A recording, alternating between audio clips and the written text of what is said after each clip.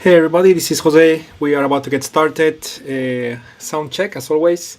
Quick message on the chat box. You say a quick hello, and then I know you heard me, meaning sound is good and all is working fine.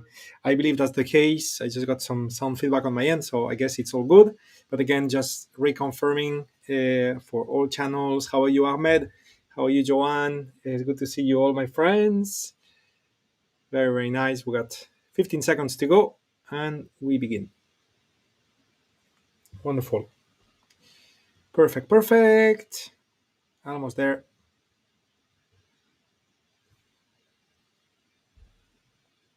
Here we go. Top of the hour, everybody. Welcome to the session. This is January 19, 2022. This is Options with Options. My name is Jose Blasco. I will be conducting the session today, which is obviously about options trading. Before we get started, as always, I will need to highlight the disclaimer that you can see on the upper left side of the screen. Please read it carefully. This is important information. It's being highlighted. It's not too long, so I'm counting on you to read it completely because, as I said, it's important. So please do that. As you are doing that or you have done that, I would also like to present on the screen the agenda for today. We're going to be looking at the market. From there, we'll look at trades that we have placed in the past, in past sessions.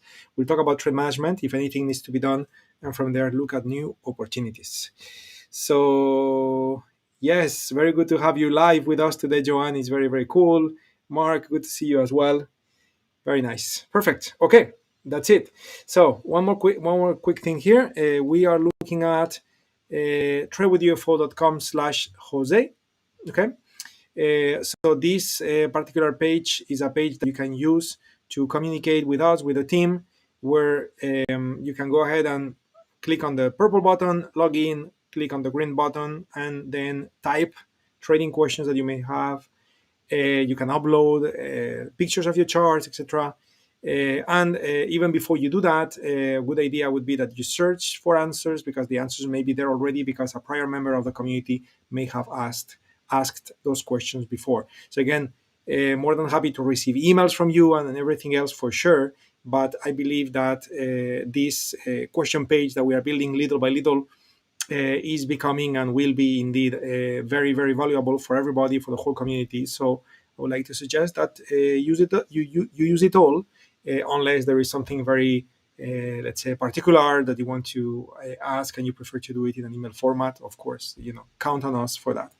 Christian, how are you? Good to see you. Very nice. So let's begin with our analysis. I'm just going to look here the S&P.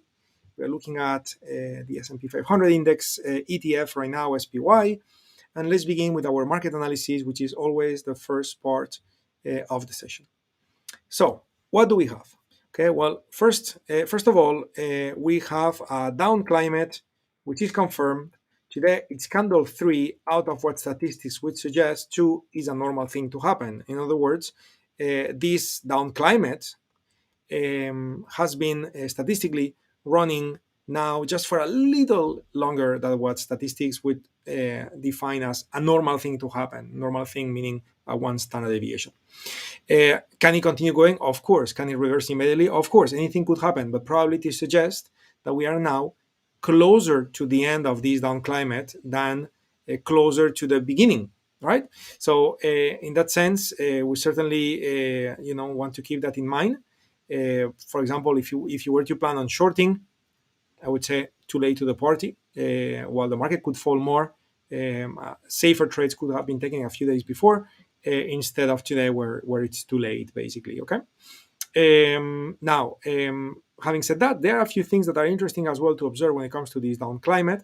For example, the move that took place yesterday, not only the market was going down quite aggressively, but on top of that, huge massive gap down and continuation that brought in the 8-year spread to 1.59, which is the current maximum, which is way above 0.88, which is 2 standard deviation of what we define as max distance. In other words, this market not only is statistically reaching to the end of the down climate from a duration point of view, from a where did the price go point of view, we could say price went too far too fast. To be specific, 159 versus 0.88. Okay, so in other words, this market is quite stretched, and I will not be surprised to see a very strong bounce to the upside, in the following days to come. Even though, of course, we are also in a very uncertain time in the market with the new Omicron variant, and always there is always something going on. But indeed, these are very uncertain times, and some some news out there could certainly be a catalyst for the market to keep falling very aggressive for a few more days. Okay, but again, this is something that could happen anytime, not necessarily today. If we were to rely on statistics only, which is the way to be mechanical, again, we are reaching the end of the climate because of all of that. Now, having said that, little contradiction. The implied volatility of the puts, gray color, it's slightly above the implied volatility of the calls, blue color, 1667 versus 1633. That means that there is a bearish sentiment, very mild bearish sentiment, but there is a little bit of a bearish sentiment that we can sense coming from the options data. If we look at intraday data for options, we can see the implied volatility for the puts is 20, calls is 19. So not only as an average in the last 3 days, but on top of that, today specifically, the implied volatility for the puts is greater than calls. Okay, and on top of that, we got at least short term 2.1 times more puts traded than calls. I mean, this is for a couple of days for 121, January 21. Then from there is 1.2, and then it's the same number. So again, kind of coinciding with the climate values, okay, because maybe 121 is basically the end of the week. So if the climate was to stretch just a bit, that climate should be very, very exhausted. And I guess this is what options traders are also showing, with more participation on the put side on the very front week expiration, but not the case on the next one. Okay, so yeah, there is a short-term bearish sentiment, but it's not like this is looking like the world is going to end. Again, maybe too soon to be aggressively long. Indeed, too late to get short. So the right action to be taken today, and this is what I'm going to be doing later on, especially when we look at the VIX, and the VIX is now trading at 23 something. Obviously, we are now having a market providing good options premiums, and betting on a specific direction, it's a bit difficult now because betting short could make sense, but it's too late. Going long could make sense, but it's too early. So non-directional trades is what you're gonna see me plan later in the session. Okay, good. So this is my market analysis, market review.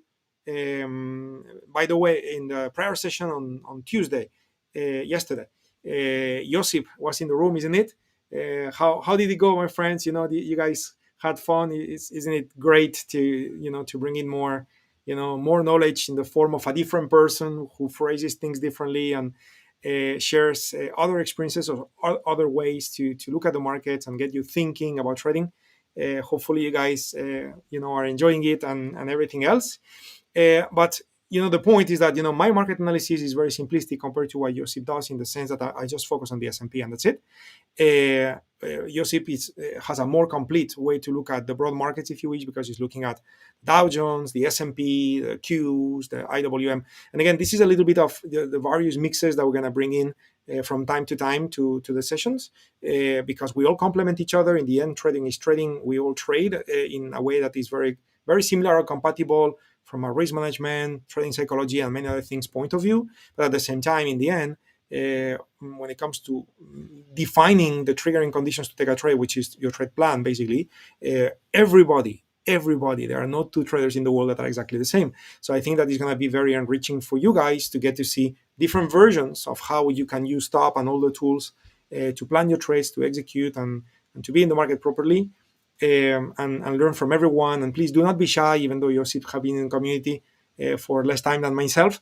We happen to be friends for a long time, and we are just as passionate about trading, and we love it, and we love you guys, and we are here because we love to do this. So please, do not be shy, and count on us, and collaborate, participate, be engaged, and everything else.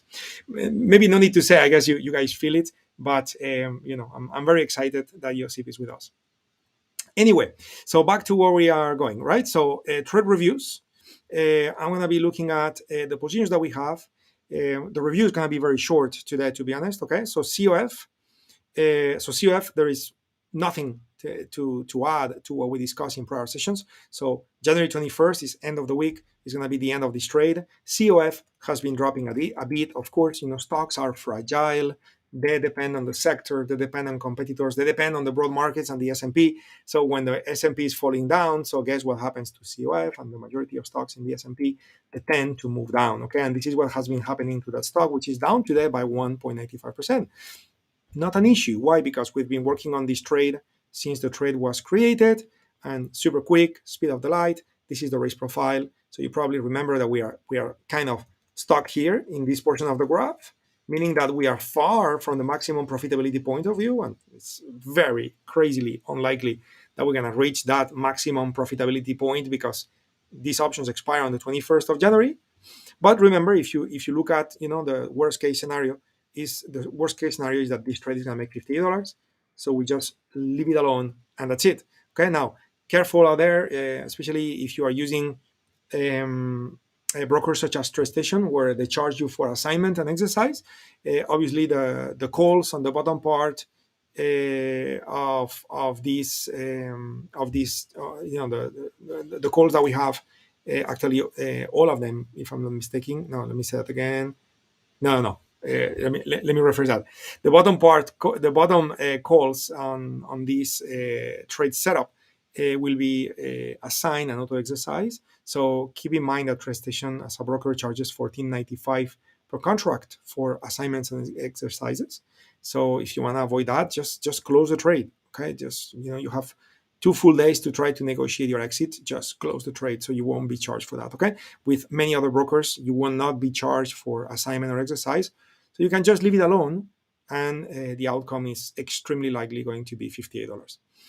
With Yelp, I think that we call it in one of the sessions the teaser stock. Okay, why teaser? Because we entered this trade on that particular date.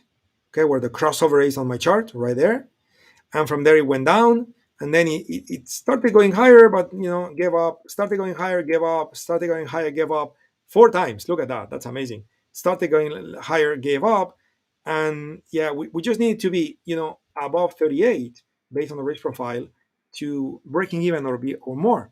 And in this case, the good news is that we got until February 18th, so we still got let's say a month to go, and so there is still a chance for that stock to end up profitable. If not, then we will end up losing. And because this trade has already been butterfly, there is not too much more that we can do. I mean, of course, now we can get into we are short the 43 calls, right? So if you look at the 43 calls, right? So those 43 calls are trading between 10 and 20 cents at the moment. So could you go ahead and close them?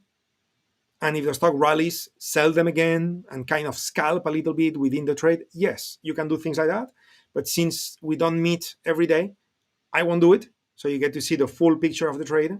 And if what I just said gives you an idea that you want to practice, so go ahead and practice. Of course, every time I give you a new idea, it's ideal to practice that in a demo account so you know what you got in your hands before you do real capital. Okay, but yeah, so that would be my point. Comments that I'm missing there on the chat box. Okay, so Joe, thank you so much for that comment about the session yesterday. Mark, today was a better day to trade the trade. Yeah, well, market timing, it's something that obviously is key in performance for the trades, performance and risk. And obviously, if we had a crystal ball, isn't it, Mark? But in any case, Josep's trade is doing what he's supposed to do.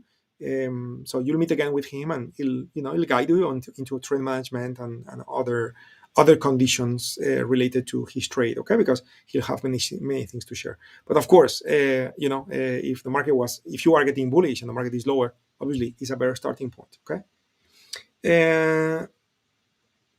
Christian, any of you took the trade?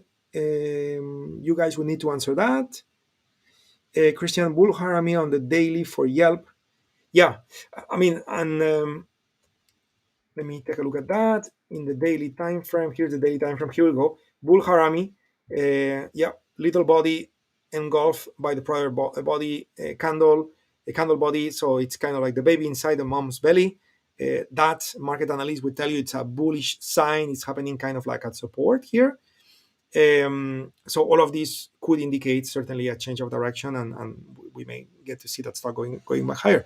Again, we'll see what happens, because at this point, really, we are just relying on the fact that Yelp used to be a good candidate in a strong group, and the fact that if the S&P goes up, the whole thing will go up. So we've seen cases of markets to go against us significantly, and next thing you know, you got this major strength coming in, and what looked terrible the week before, next thing you know, the next week it looks like an amazing trade. These things could happen. This could certainly happen to Yelp. We'll be there to see. Okay.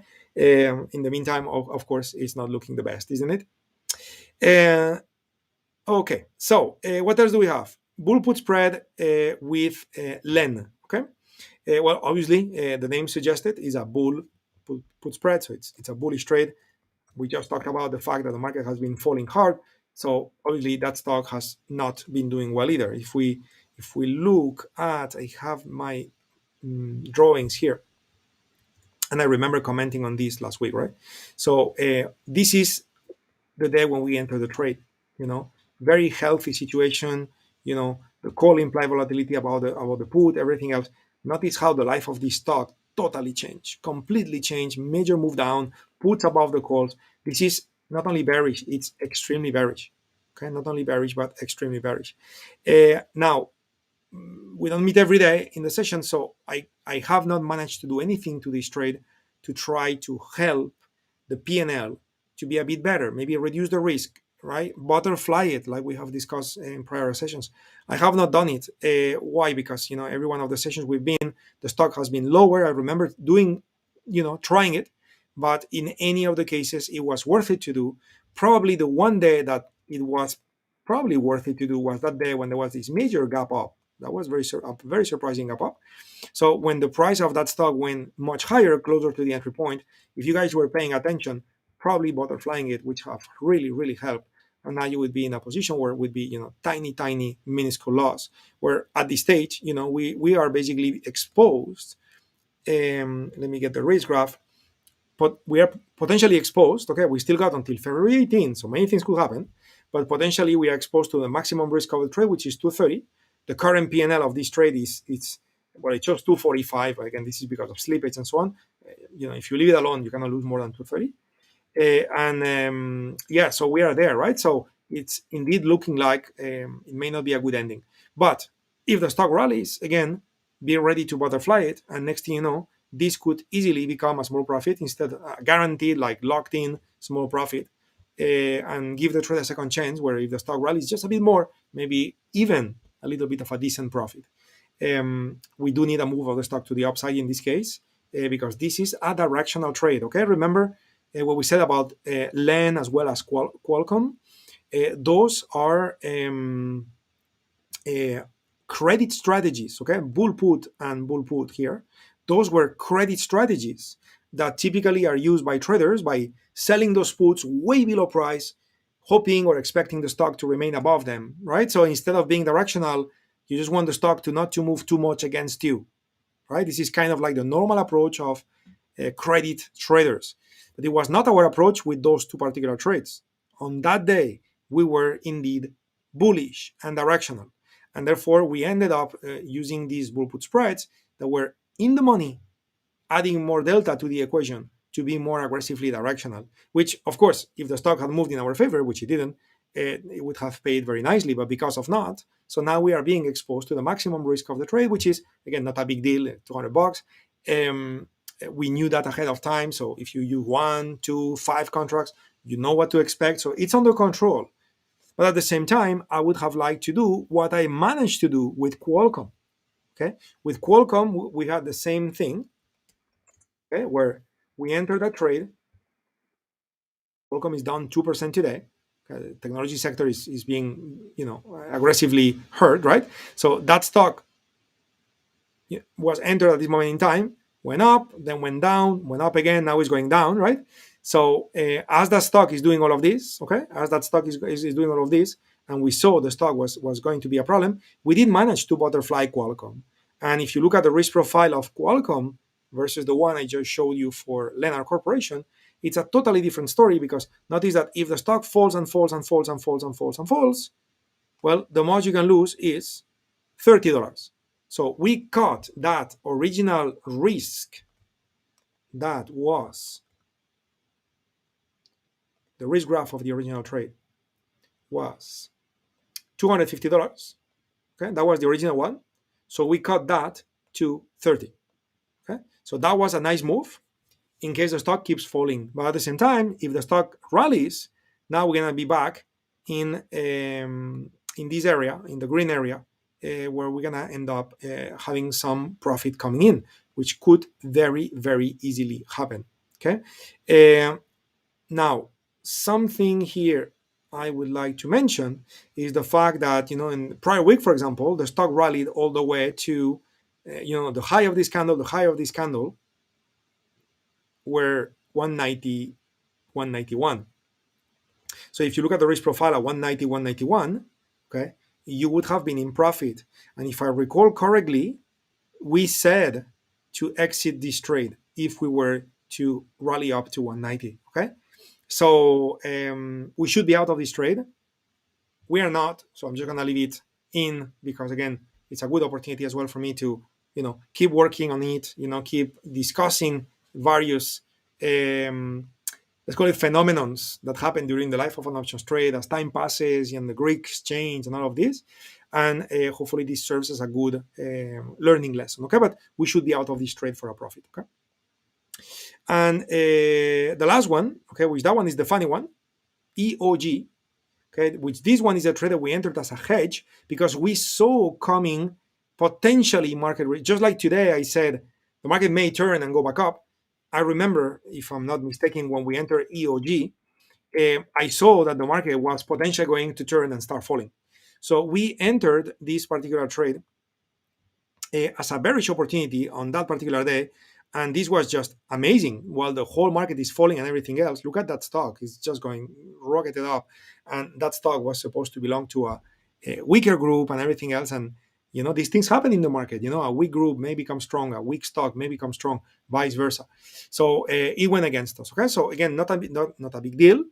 But because it went against us so aggressively, so I was not able to manage to do too much when it comes to, working on this trade, trying to help the trade, such as butterflying it or anything like that. Okay, so that particular trade, it's currently showing a P&L which is negative right here. Okay, and again, the maximum risk of this trade is $95. We had less risk involved here as well because this was a hedging trade, so we wanted to have less risk, less deltas, and therefore, again, not a big deal. But of course, ideally, the market would fall and we'd be able to do something more interesting with it. Last week, I tried to, use a more advanced strategy. You guys remember the strategy I tried to use on EOG that in the end didn't give me parameters that were good enough to take it, but instead of butterflying it, I tried to do something different. Do you guys remember? No, I'm not going to close EOG, Christian, because, again, we are losing 84. The maximum loss is 95. And so what if the world is ending now and the market crashes? So that stock is now going to pay us, right? It was a hedge, so I'm happy to keep it in. Okay, the plan is to keep it until the end, and the plan is indeed to evolve those trades, tweak the trades, converting an option strategy into another option strategy as the stocks are either moving our favor or against us. My goal is not going to be give up on the trade and now exit. Okay, I'm just going to leave it there just in case. Yeah, it's okay. I mean, yeah, you would lose less today if you exit, Christian, but what if the market falls? Then you could have made a profit and you missed it because you didn't want to lose 95, which 95 was accepted when we entered the trade. So at least my mindset is, if that's what I was ready to risk, there's no reason for this to change. Of course, a moment ago, I just said that every trader, there are no two traders in the world that are the same.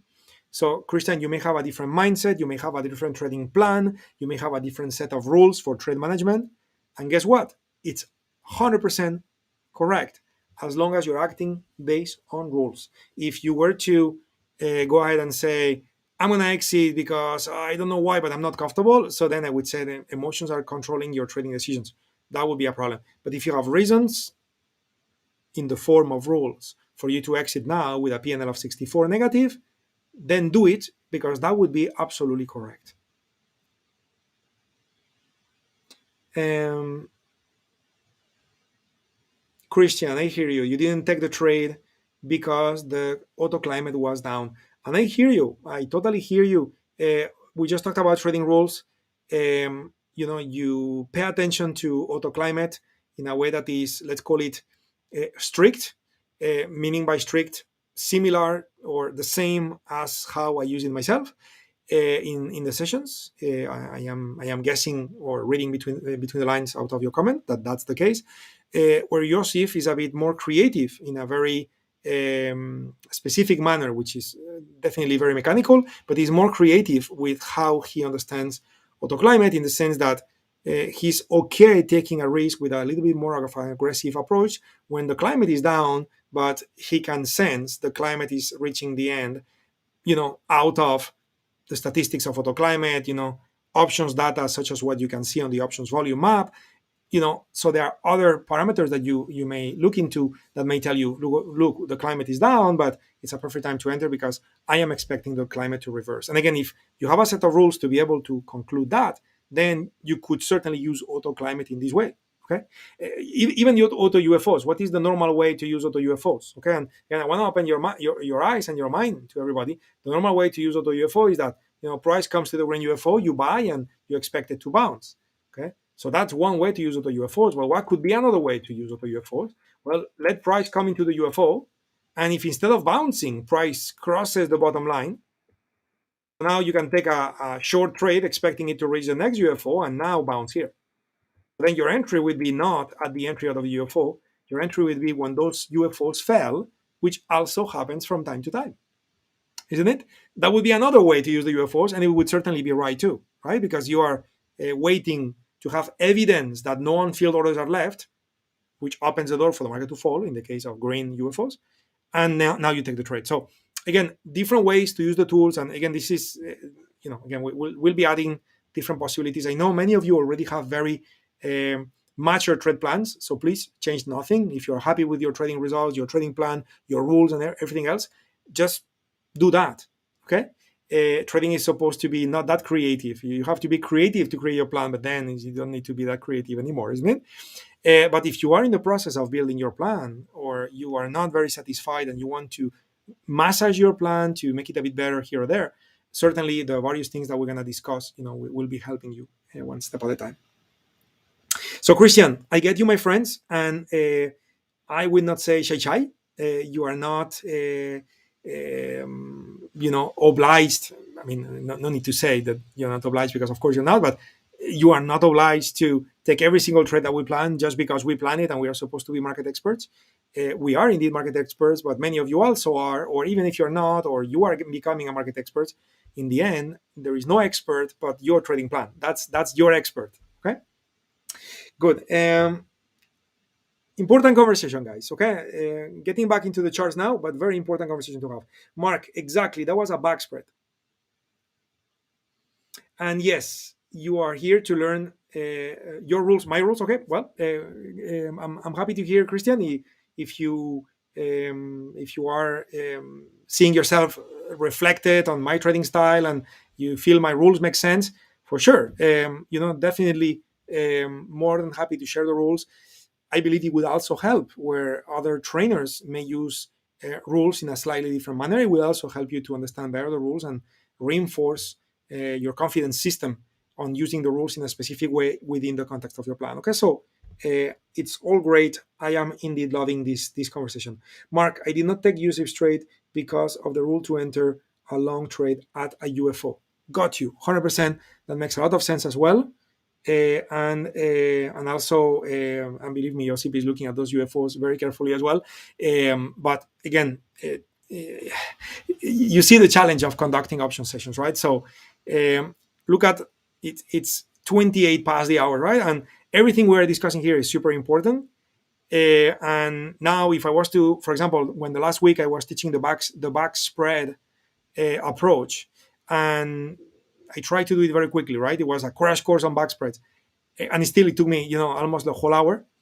Um, so this is the challenge, when Josip, myself, Boyan, Becky, anyone in the sessions is conducting a session and we are trying to teach something new, especially with the world of options where there is so much to discuss. Sometimes it's difficult to combine all the ingredients in one session. So even before Josip started with the sessions, we conducted a couple of webinars in it, so he could explain a little bit some of the things he does. So then when you guys see it implemented, it's not like, okay, but what was a synthetic? I never heard that before, right? So we've done a little bit of that just to make it easier, right? But you will see how things come together little by little, and we'll get deeper and deeper into options methodologies and rules and everything else, but also the use of the charting, the use of the UFOs, the use of the everything. Everything is coming together. Okay, so just keep that in mind. Cool. Okay. Fantastic. Good. So let's go find trades. When I load the matrix, I said today the plan was to look for non-directional trades. Therefore, in that sense, I'm going to be looking at expensive options.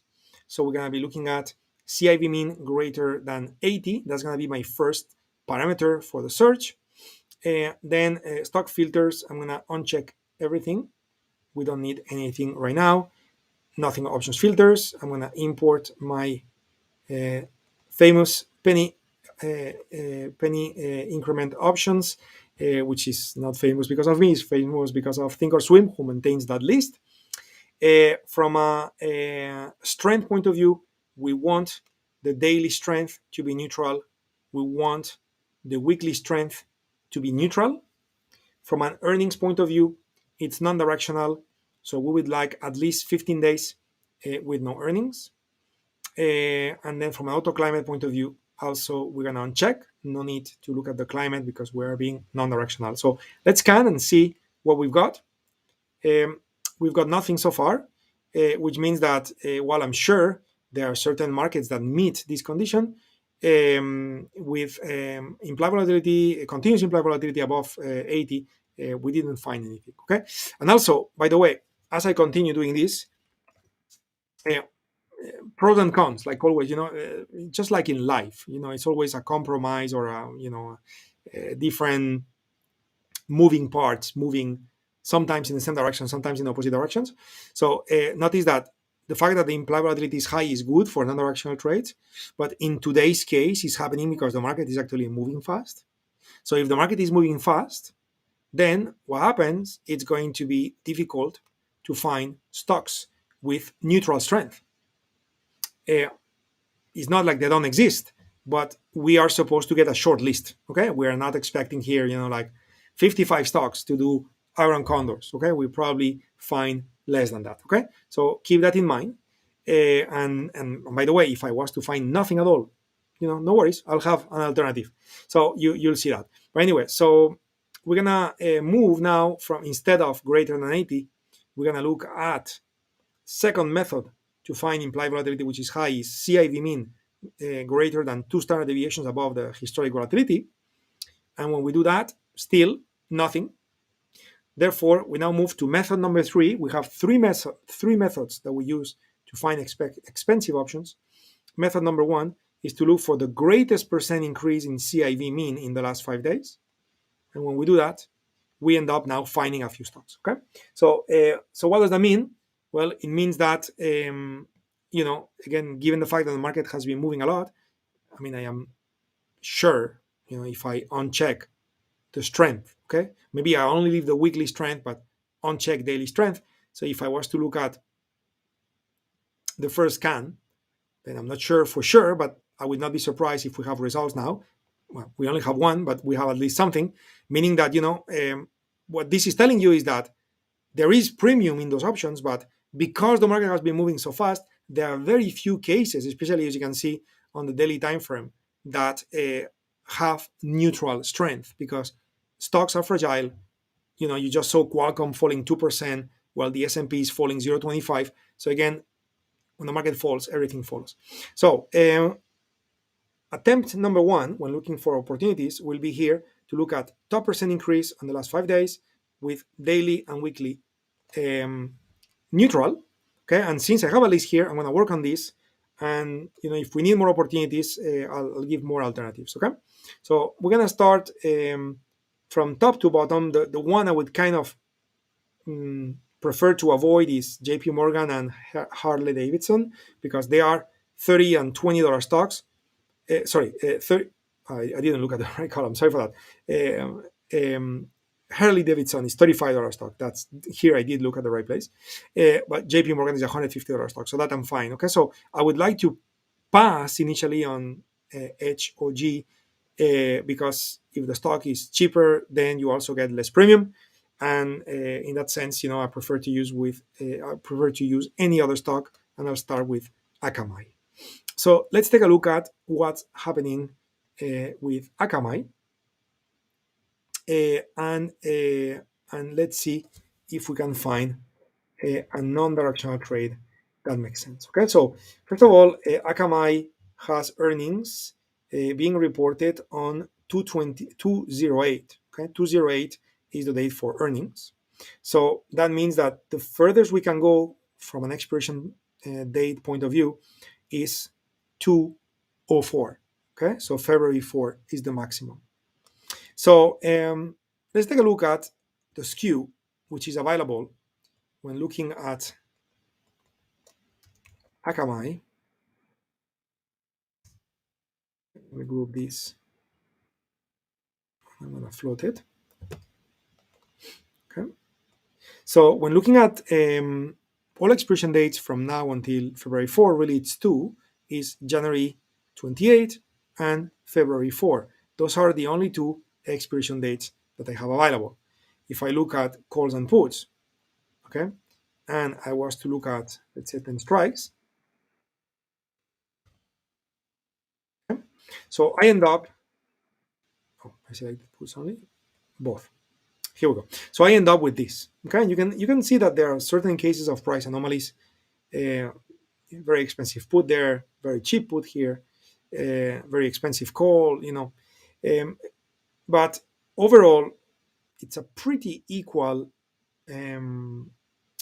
volatility skew graph.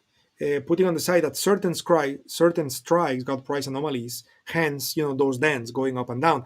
But what I'm trying to find is, it's the blue lines clearly above the red lines, or are the red lines clearly above the blue lines? That's what I'm trying to find out, and you can see that they kind of really overlap. Okay, maybe you could say the red line is slightly above because on this part of the graph is above, on this part of the graph is above. We're going to be selling options out of the money, so on the further out portion of the smile, it seems that the red expiration day, which is January 28, provides a bit more.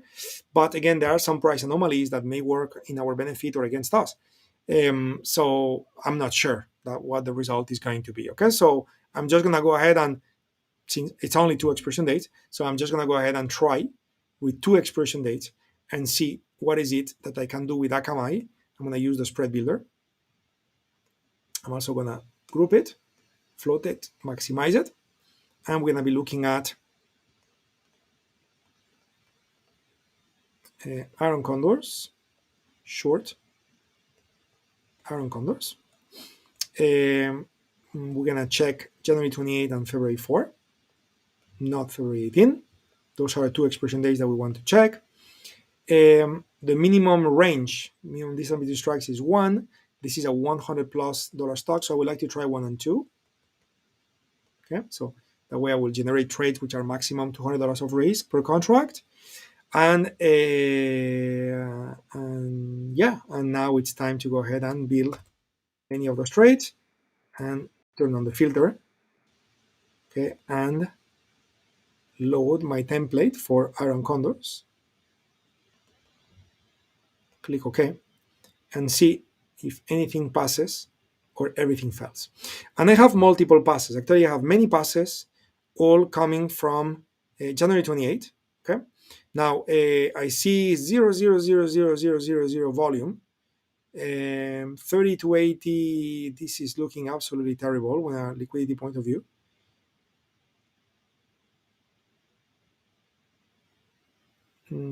Some are a bit better. 20, 35, 3105. This is terrible. So I'm not happy with what I see here from a liquidity point of view. I have more options on the matrix, and therefore, if you don't mind, I'm just gonna go and check on the next one, FedEx, to see if I find something of a little bit more quality, because I think I'm looking at the clock. We have time for one, so I'd like to find something a bit better. If we look at FedEx, earnings are happening way further out in time, so I could use up to March 4 expiration for my trade. Okay, so with that in mind, let's go back to the skew with FedEx. We said we can do all the way to March 4. So let me highlight all those various expiration dates, and I'm just going to use 5 strikes in this case, and see if I can conclude something or not. So the red lines are clearly above everything else. This is January 28. The next one in line are February 4. February 11 is somewhere there. The one that catches my attention really is February 18. Okay, February 18, it's clearly above March 4. Okay, so March 4 is way lower, and even the February 25. Okay, so March 4th and February 25 are clearly they were actually below the pink line. So those are the 4 expiration dates I would like to check. Of course, it seems that the right would be the ideal one, but also we have the disadvantage of constructing an iron condor for a 1 week duration only. And you know what happens with this, isn't it? Iron condors with 1 week only, they don't allow us to really do too much if the trade works against us. We have the risk limited, which is good, but we cannot do too much more. Okay, so in that sense, I'm going to be looking into checking those 4 expiration dates and see what we have, and we'll decide what's best. Okay, so 28, 4, 11, and 18. So let's go back to the spread select. So we are looking at all the way to 18. So we're going to be looking at 4 different expiration dates. Minimum strike price increment 2.5. This is a $250 stock. So I'm going to go from 2.5 to $5. Okay, and let's go ahead and build 99. And let's go ahead and sort and see if anything passes our Iron Condor preferred parameters. Okay, which all of this is customizable, as you know. Okay. Okay, so liquidity here is much better. We can see, volumes. So that's a different story. Okay, we have passes using January 28. Okay, so let's find out more about January 28 when it comes to the break-evens. Okay, the break-evens. We start here with 263. So let's take a look at what's the break-even for January 28. Okay, so the break-even. Notice the break-even is not a red light. The red line is the blue line. Okay, so the blue line, which is 267. Okay, so 267 and 241, those are the values that we're looking for. 267, we got 263, 263, 263. We got 263, 265, 266, 268. Okay, so 268 would be good. Okay, 268 would be good, but the break-even below is 244. So that is not good. We need it to be 241, if you remember. Okay, so keep going down, and now we are looking at February 4. Okay, so all of this is February 4. So January 28 did not work. So we're gonna uncheck it. Okay, and we're gonna reveal those trades. Okay, and sort it again. Go back to the top.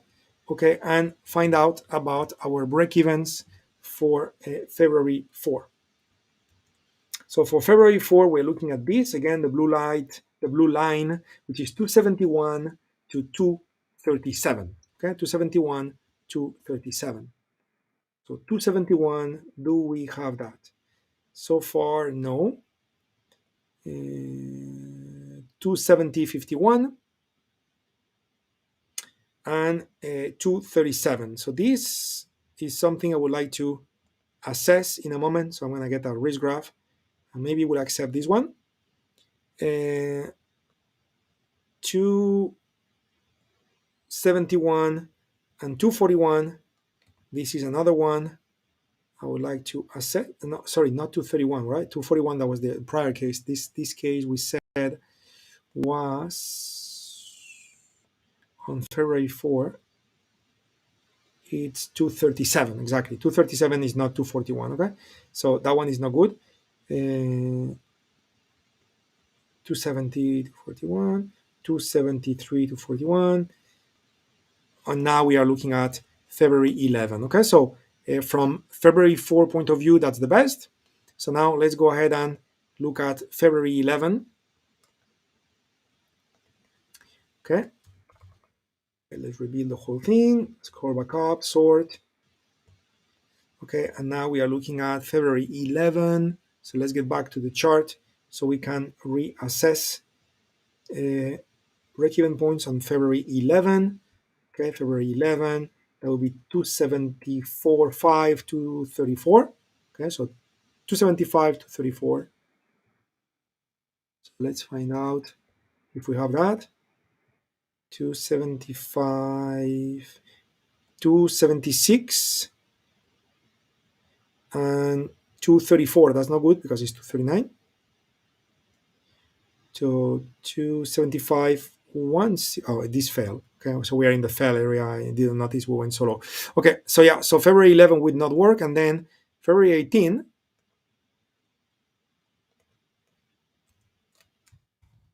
Okay, so trying to find the best iron condor. February 18, nothing passes. Okay, so February 18, nothing passes, and therefore the one trade that we need to reassess and either approve or reject is this trade. Okay, this is the trade. FedEx Iron Condor using February 4 expiration date, selling 270 call and buying above, selling the 237 put and buying below. Okay, this will provide $51 of credit, creating a risk of around $200 per contract with break evens 270 and 236. So let's take a look and see if we're going to approve this or not. Okay, let's see if we're going to approve this or not. So February 4, we're here. We are supposed to do 271 and 237. So the upper part is not 271, it's 270. The bottom part, 237, is good, very good. But the upper part is lacking on a little bit of premium. Okay, so what would happen? Okay, so it seems that 235 put is paying, I'm just going to do a simulation here. So 235 put is paying us 89, right? So what if instead of 89, what if we manage to sell this for $1? Our credit now, oh, sorry, I did it backwards. No, this one. So it's 119. So what if we did sell that for 1.5, for example? So if we get a bit more premium, yeah, the break-even point is not really improving too much. Okay, so I just wanted to test, what if we are patient trying to get filled and we get a bit more premium? Is that going to improve the break-even point enough? And it's not, because the break-even point is 270 point something and we need it to be 271 something. So I'm not very happy about that, and therefore the only way to take this trade, it's a trade that is likely going to be good, okay, guys? But the only way to take this trade in a way that works well would then be to wait for the stock to fall a bit. If the stock drops from 254 to, let's say, from 254.55 to, let's say, I don't know, 254.00 or 253 something. So next thing you know, you will get more premium from the put, but not only you will get more premium from the put, you will have to pay less for the ones you buy. You are more centered, and altogether that should help the break-even point enough to get the 271 here and still be above what we need below, because below we need 237 something and we are below 237, it's 236 something. So I'm okay to sacrifice a little bit the bottom part by having the stock fall a bit, because that's going to help the upper part, and then I would think this iron condor would be valid. Unfortunately, we won't be able to take the trade today, okay, because right now it's not valid. So what I'll do is I'll just keep this, okay, in to be observed. It's almost valid. You guys may want to keep it in the radar and observe during the day. Our session lasts for an hour, but the market will close, 3 hours after we conclude the session, isn't it? So in those 3 hours, you may get that, and you may be able to execute. So if you want to watch it, you now know my thinking. In the meantime, I'm just gonna copy this, put it in the position panel. Okay, and this is not gonna be a trade, to be honest. I'm just gonna put it there out of curiosity. So tomorrow we can review what happened with this trade, and maybe tomorrow is the right day to take it if today was not possible. So I will discuss that tomorrow, and therefore I'm going to be looking for another trade now. Okay, and by the way, let me close this risk graph.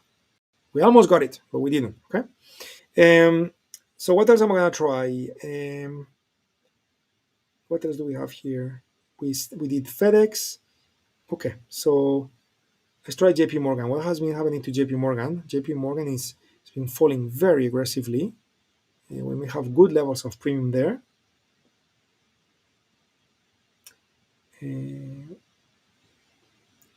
Yeah, I'm just a bit. I'd prefer to pick another candidate, and I will tell you why, even though it may be a good one. Okay, but the reason why I would prefer another candidate is by notice how we got two blue lines above the red line. In other words, the implied volatility of that stock went higher. Okay, it's I mean, you can see it went higher, right? If I show you the implied volatility, remember we scanned for percent gain in the last 5 days, right? So it's good, right? But at the same time, notice that because the movement of the stock is so amazing, which by the way, let's face it, is because of the earnings report, okay? But because the movement of the stock is so amazing, so the historic volatility of the stock is more than the implied volatility. So relatively speaking, given the speed at which the stock is moving now, I'd like to see a bit more spice on the implied volatility, right? If you look at FedEx, we still had a blue line above the red line. There's only one, is almost the same. Okay, almost the same. With the other one we checked at the very beginning, what was it? Akamai. Okay, the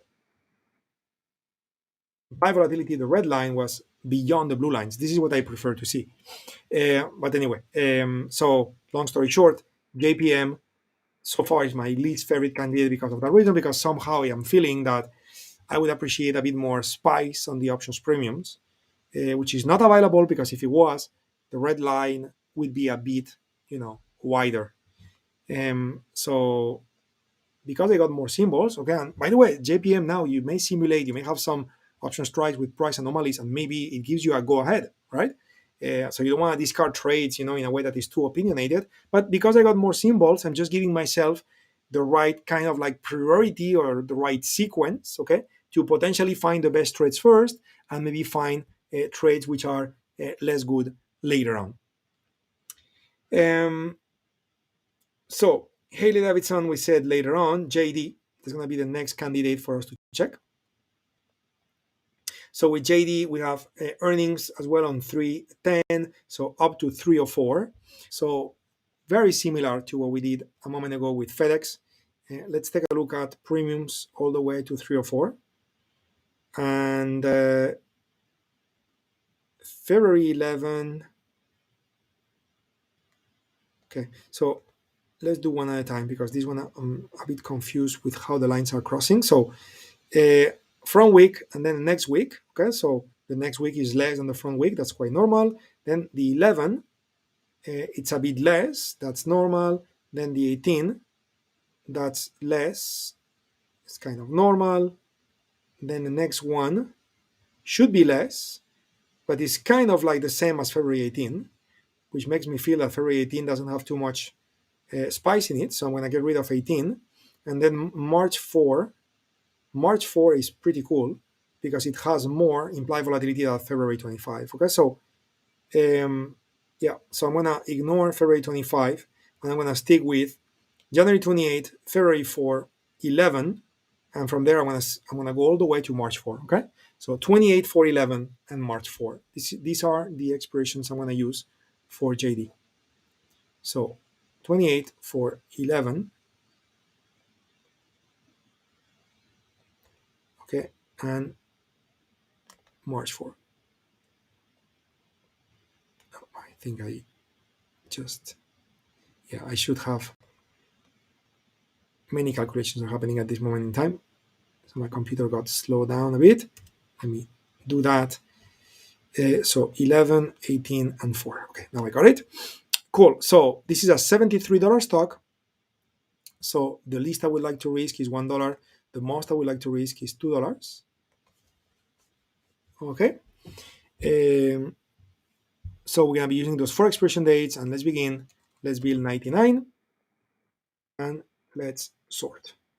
So we just sorted, and with January 28, we do have results that are passing our filtering conditions. So let's go ahead and take a look at January 28 and see. Oh, same. I didn't notice that, guys. My bad. Too many of the blue lines here. Sorry for that. Sorry for that. I should have noticed that earlier. Same rationale compared to JP Morgan. I mean, and again, it could work. Yelp, I'm going to skip it because we have a trade with Yelp. So SPG, even though SPG has options which are not too liquid, and the only one I could use is the one that is coming because the next one is after earnings, so SPG won't work. So then, in the end, it seems that HOG and JP Morgan are going to be my candidates. So I'll check HOG because of what I told you about the historic volatility lines. Here we go. That's looking better. So we got the red above the blues. That's much better. And earnings happening here on February 9. So we can use February 4. Okay, so January 28 and February 4. Well, in this case, it's only 2 expiration dates. So you know what? I'm going to skip the skew because really it's only 2. So it's not too much work. And we are also reaching the top of the hour, so I don't want to waste time. Okay, so now here we can do $1 to $2. Yeah, to be honest, yeah, we'll try 1 and 2, but here really I would not like to go beyond 1. Okay, because it's a $35 stock, so it would kind of make not too much sense to me to do that. But let's see what's possible. So I'm gonna build 99, sort that filtering condition, and so far with January 28, nothing passes, and with February 4, probably nothing either. Nothing passes. Okay. So here the issue is that some of our filtering conditions require a minimum of 30 cents. Okay. So if you recall, we are asking a minimum of 35 cents to the midpoint, and when you look at many of those options prices, options that we would sell, 25 cents, 15 cents, all of that is not enough. So for that trade to work with a $35 stock, probably we need to go out in time more, but we cannot because earnings are around the corner right there on February 8. Okay, so we cannot go past February 4 expiration because of that reason, and then we are limited on the premium that we can get. Okay, so in the end, it seems that the right trades to analyze really would be then JP Morgan as well as JD. We are reaching the top of the hour though, so I guess we'll do it tomorrow. I'm back tomorrow in the session, so let's do that tomorrow so we can focus on that, because tomorrow the trade review will be shorter, as normally is the case on Thursdays, and yeah, we'll have more time to do that. Last one before we go, guys, I'd like to check with you how is it going, how was the session, any final question that you may have, anything you'd like to share or comment on. This is the time. Please go ahead. And reading you, Christian, here, curious, why are your cone settings not the top default? I don't know how to say it.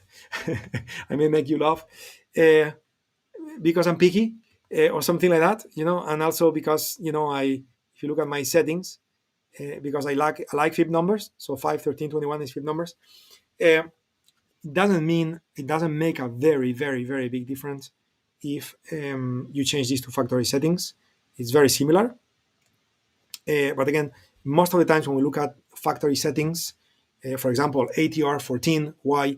Well, because the majority of market analysts are doing that. Okay, so many of the parameters that we input for factory settings are trying to be as generic in the industry as possible. And when we coded this tool, we felt that the factory settings are the ones that represent the majority of people are there.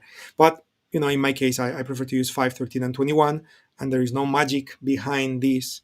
The magic, if you wish, is that you never change it, because if you change it every time, then you make your trading more variable, and variability gives you less control of risk management and trade results. So the way I approach it, just like calibration with the UFOs, for example, when I have it, then I leave it like that for the rest of my life, if you wish, right? And those are my settings. So yeah, that's my approach. And Christian, you always have very good questions. I love how detailed you are on how you look into everything very, very closely. But yeah, sometimes, believe it or not, there is not too much mystery behind some of the things that we traders do. Okay, it's just feeling comfortable with things. Any little detail, it's almost like playing a sport. So I know if you like tennis, for example, right? So my guy, right, my guy from Spain, Rafael Nadal, which I really, really admire as a professional of sport, is such an example for the world. Where many people thought he would give up years ago when he got all those injuries, like serious knee injuries and everything. And the guy keeps coming back and keeps winning games. He won in Australia today, by the way. So such an example for the sport. But when you see him play a game and he's about to serve, he spends so much time, touching his hair, touching, and rectifying the angle, or whatever strength he feels on the elastic bands of his shorts, and he spends a lot of time before he serves. And I almost lose while I love him. Sometimes I kind of lose my patience watching him. He's like, come on, serve, I want to know what's going to happen in the next point. And yeah, but in the end, so those very little things that he does, which are related to his personality, gives him peace of mind to play with confidence. And this is a totally different story, but at the same time, it's totally the same. If you use parameters that you kind of like, they won't be magical, but they do the trick to your trading psychology, in the sense that you're comfortable with those parameters, and that's it. Okay. So again, we cannot detach, as we said millions of times, and we'll keep saying, we cannot detach trading psychology from trading, even if we're a technology company and it's all about trading technology. In the end, there's a human behind all of this, isn't it? And it's all of us, and we are all different, and we have our strengths, weaknesses, and everything else. And often it serves and it works very well to kind of trick yourself in healthy ways, using technology, in this case in the form of parameters on a basic indicator called pivots. And next thing you know, that brings those very little details of extra confidence, that allow you to take a trade when it's time, so you don't miss those trades, or you don't get in revenge mode, or things like that when you trade. Again, such an important topic, trading psychology. I'll talk about this for hours, but we surpassed the top of the hour, so I guess it's time to say goodbye, everybody. And I will see you tomorrow. Thank you for the comments. Good session, Mark. Nice and easy to follow. Thank you, Joanne. Thank you, Ahmed. Thank you, everyone. My friends, it's always a pleasure. And again, looking forward to tomorrow. More of trading tomorrow. Take care. See you soon. Bye-bye.